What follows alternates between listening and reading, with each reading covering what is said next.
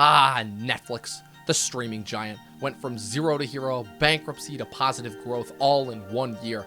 And all it took was a pandemic. But all jokes aside, this streaming giant has revolutionized the way in which we consume media. Starting out as a fledgling DVD service, Netflix was the first to attempt online streaming for movies for a subscription price per month, and their investment in original programming paid off big when they opted for the brand new model of dropping all of their episodes at once rather than once a week. And today, I'm going to be talking about some of my favorite programming from it. Over time, Netflix has fallen into some deep cliched holes while also bringing back certain genres from the jaws of death, as well as investing in some big name filmmakers and providing accessibility to types of content that were previously very difficult to get a hold of. Now, before we get started, I just wanted to preface that for this list, I will only be going over Netflix produced programming, no acquisitions from other companies. So sorry, Black Mirror, Lilyhammer, and Money Heist fans, here are the Movie Nerd's top 10 favorite Netflix original shows.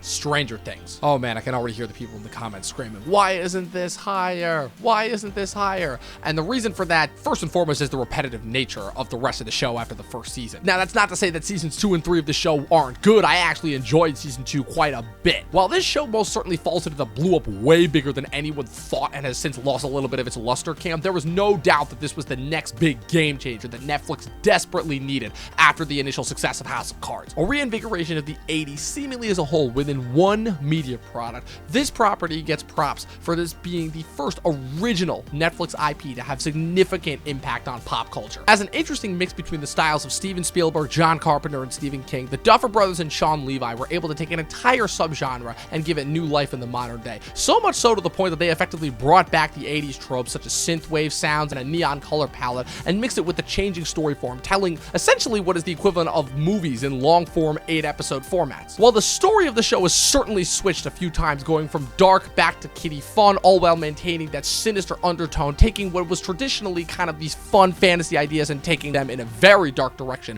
It has always stayed true to its characters, being one of the first shows in a long time to have an ensemble cast in which each and every single one of these characters are well thought out, funny, engaging, and relatable. It's made superstars out of each and every single one of them. It was the official statement that Netflix was now a superstar in the game, with this becoming their ultimate flagship property, and it resurrected a certain style of filmmaking, all of which more than earns this a spot on this list.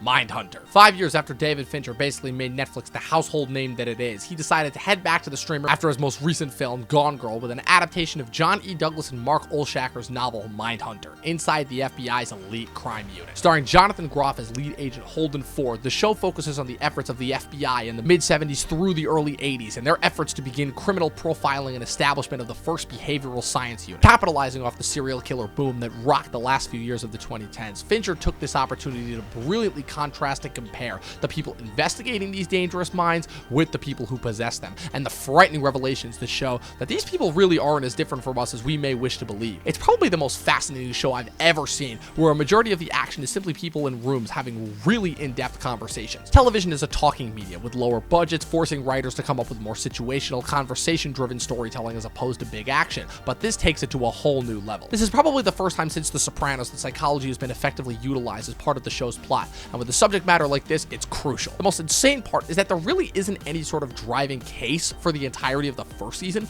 It's just the interrogations, the documentation, and building of psychological profiles, as well as Holden's continued turn towards the dark side, with the show strongly hinting that he at one point will become one of the people he's attempting so hard to understand. This is also marketed on display in the second season, when their profiling is interrupted with the first major case of the series, with the Atlanta murders of 1979 to 81. It was a show that was attempted to take a familiar style of television to an even darker place, and one that, quite frankly, we're still not sure if it's even coming back, as Netflix chose to let the actors' contracts lapse due to Fincher's busy schedule.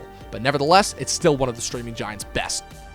Maniac, the trippiest Netflix ever dared to go, outside of having Twin Peaks on their platform. The type of experimental filmmaking made popular by filmmakers like David Lynch has always been more difficult to make appealing for American audiences, and even more so in the more comfortable, intimate format of television. But leave it to Patrick Somerville and Cary Joji Fukunaga, fresh off directing the first season of True Detective, to tell a story that, quite frankly, I still don't know if you can even qualify with one genre. Possessing elements of romantic comedy, science fiction, and character drama, the show reunites Superbad co-stars Emma Stone and Jonah Hill as two people who who sign up for an experimental pharmaceutical trial for wildly different reasons and end up going on a journey throughout their respective subconsciousness, hopping around a series of different settings and inhabiting different character skins, eventually learning how to cope with their respective ills. The show's statements on love, parenthood, learning to cope with loss, and personification of artificial constructs may not seem that apparent in its absolutely bonkers opening journeys, but become more apparent the more time we spend with these characters, who are all portrayed brilliantly, along with supporting players Justin Theroux, Sonoya Mizuno, and Sally Field propping up our leads. Netflix at its best provides content that explores the root cause of the things that we love, and this show is a prime example of that, showing that the human mind truly is a maze that we can get lost in if we're not careful, but also shows that healing is always a possibility, but only if we allow it. Daredevil, the first of many Marvel shows back when other people were trying to capitalize off Kevin Feige's success with the Marvel movies during Phase 2 and early Phase 3 of the movies. And in my opinion, the only one that, well, kinda succeeded. Before the merger of Marvel Entertainment with Marvel Studios under one banner, Marvel fans were in this really strange spot where they had the movies, which were very much intertwined and within the same overall continuity, but they also had all these TV shows that were popping up all over the place that claimed to be all in the Marvel universe, but were very clearly not connected, mostly because of jarring tonal differences from the movies. Daredevil was the first major one on Netflix of these shows, released in March of 2015, 2 months before Avengers Age of Ultron, and immediately people were thrown for a loop by the fact that it visually resembled something much closer to a Batman film than any of the previous Marvel fare. It trades up its quips and green screen effects for a more tighter, character-focused drama with some absolutely jaw-dropping action. Seriously, people still remember that hallway scene. The first season in particular was developed by Buffy the Vampire Slayer and Lost alumni Drew Goddard, who went on to have a fantastic film career, even writing The Martian later that year. And into Matt Murdock, he pours a deep sense of confliction and pathos into both the traditional superhero origin as well as his addiction to fighting crime on the streets at night. It was a vast improvement over the 2003 film, with Charlie Cox giving a supremely withheld performance as the Man Without Fear. But the true MVP of the show is Vincent D'Onofrio's simultaneously menacing and deeply insecure performance as Wilson Fisk, aka Kingpin. While the departure of Goddard after the first season signified a significant drop in quality, as well as the merger of Marvel Entertainment with Marvel Studios effectively bringing an end to this sect of Marvel superheroes before the Disney Plus takeover, we were still introduced to some other awesome elements of the Daredevil verse, including Elektra, The Hand, Bullseye, as well as the debut of John Bernthal as the Punisher, a performance and casting so perfect it instantly led to its own spin-off show. But just to see the Man Without Fear finally getting the adaptation he deserved paid off in a big way, both for Marvel Television and Netflix. And even though it was canceled, he had such an impact that we may even see his version of Matt Murdock again later on this year in the upcoming Spider-Man No Way Home. But it all originated here. American Vandal. Another common trend with this list is shows that were canceled way too early. Netflix took the idea of canceling shows that had promised that networks ran wild with for years and took that to the next level. Besides the fact that the majority of their shows don't last longer than 4 seasons, their use of algorithms to monitor people's attention spans has led to a gutting of content that had a chance to flourish on the new streaming platform, and its innovative capabilities when it came to these new stories that they could tell, and this show was a prime example of that. Playing around with the fictionalized documentary structure that had been popping up in recent years, the show takes a look at true crime documentarians Peter Maldonado and Sam Eklund, portrayed fictionally in the show by Tyler Alvarez and Griffin Gluck, as they attempt to clear the name of schoolmate Dylan Maxwell, who in the first season is the prime suspect when 27 faculty cars at their school are vandalized with spray-painted phallic images. While the show is a parody of true crime documentaries like Making a Murderer and Serial, the storytelling here is so good that it ends up almost serving as meta-commentary on this kind of storytelling, especially given the setting that they're in. High school is usually overlooked based on old-school mentality towards it, but this was the first property I'd seen in a while that actually felt like it was capturing the modern-day high school experience and all of its modern trials and tribulations in real time. High school is messy, with different people maturing at different points and almost 100% of school faculties being unequipped or disheartened to dealing with it. And both seasons captured this feeling perfectly, with the second season taking them to a different setting, a private school with a whole new cast and a whole new mystery to solve. Unfortunately, like so many other fantastic shows, it was canceled after only 2 seasons, before it had a chance to make an impact, which is a damn shame because this was one of the most thought-provoking shows to come out of the second half of the 2010s.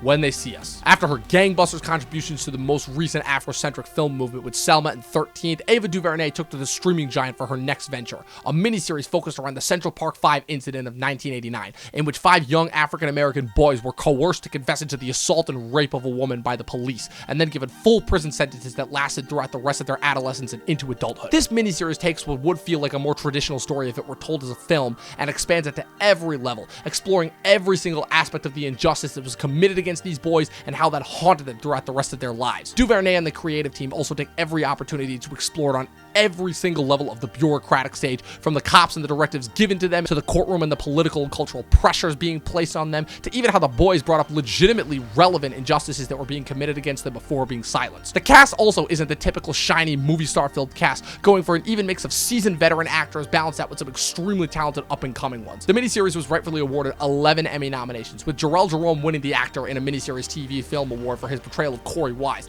And because Corey suffered the most out of the 5, his character is the only one who isn't recast for the adult section of the show, and his coercion into confessing to being the perpetrator of the crime landed him in maximum security, which contributes to this absolutely jaw-droppingly heartbreaking but beautiful final episode. This is one of those properties that truly does transcend both the medium and the tropes of the type of story it's attempting to tell, and it elevated Netflix to the next natural level of its storytelling journey.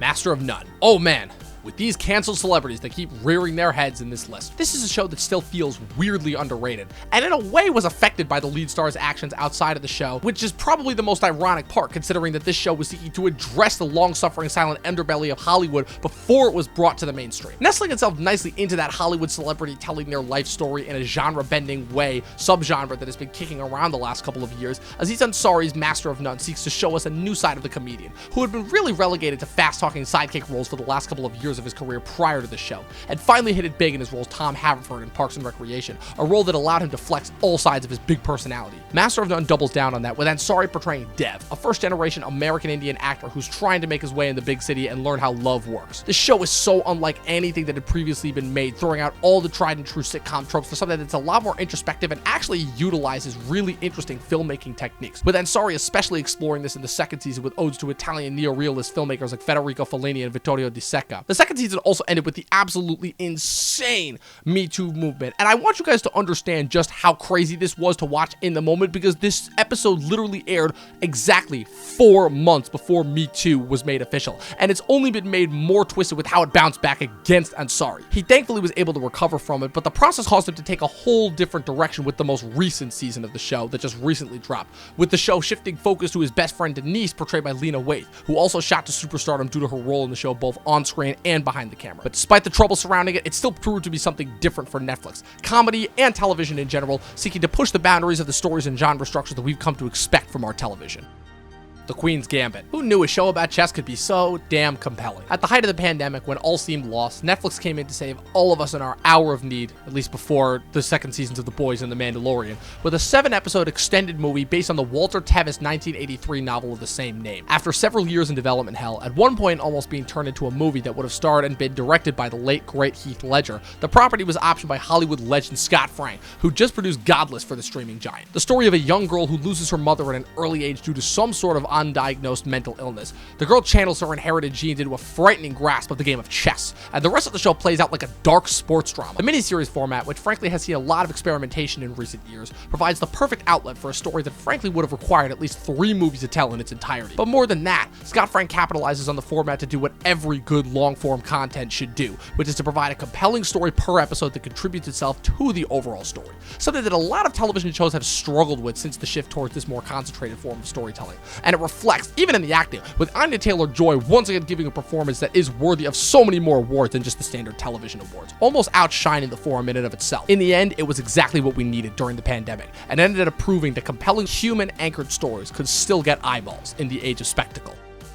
House of Cards, the most revolutionary television show, at least until it wasn't. David Fincher was always in the mindset of innovation and pushing the medium of storytelling forward, which is why he surprised a lot of people that his next project, rather than pursuing the Girl with the Dragon Tattoo sequels, would be to create and executive produce an American remake of a British show about a politician that breaks the fourth wall and tells it like it really is. And it would be the first original show produced by Netflix, which at the time was still only known for doing its DVD sales. 6 seasons and 1 controversial lead actor later, and the show went on to effectively completely reinvent the television model. While the show fell into harder times in later seasons, both due to its inability to keep pace with real-time politics, with the Trump election taking place during the show's 4th and 5th seasons, as well as the real-life scandal that resulted in the firing of lead actor Kevin Spacey, this show without a doubt changed the game when it came to television watching. The first show to drop all of its episodes at once as opposed to once a week as in the traditional model, not to mention it being the first property that came exclusively on a streaming platform that was not accessible in physical form. form 8 years later, and that model has come to dominate not only the television space, but effectively the entire media landscape. So much so that when the COVID-19 pandemic hit, it effectively became the only way to watch new movies and really new media. The show itself possesses elements of some of the best Shakespeare, particularly Richard III and Macbeth, following an ambitious majority houseweb named Frank Underwood, who's passed over for Secretary of State and ends up concocting an elaborate plan to become the next president instead, through some of the most sadistic and amoral means possible. The show, besides introducing Spacey and co-star Robin Wright to a whole new generation of viewers, also made household names out of supporting players portrayed by Kate Mara, Corey Stoll, and Michael Kelly,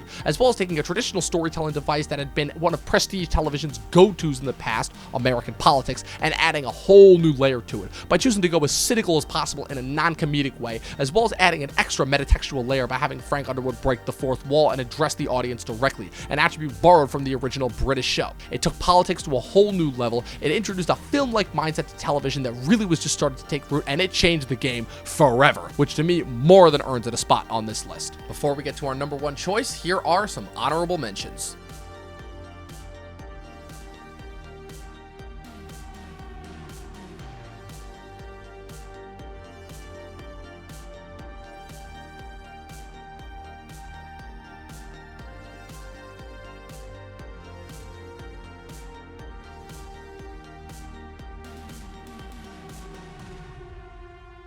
Bojack Horseman, the most existential, thought-provoking, depressing, meaning-of-life-oriented shows ever put to screen, and it's a show about talking animals, navigating Hollywood.